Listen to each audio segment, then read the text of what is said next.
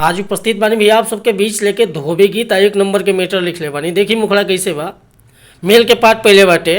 अरे गोरदन सुराही कोमल कौशल हई बदनवा मनवा पागल कैलस गोरी तोरी मुँह के गरहनवा मनवा पागल कैलस। तो फीमेल के पार्ट बा कि सब बुझतानी हम पर डालता रदनवा हो दीवानवा भइल देहब तुहरा घरे ओ रहनवा हो दीवानवा भइल देहब तुहरा घरे ओ रहनवा हो दीवानवा भइल।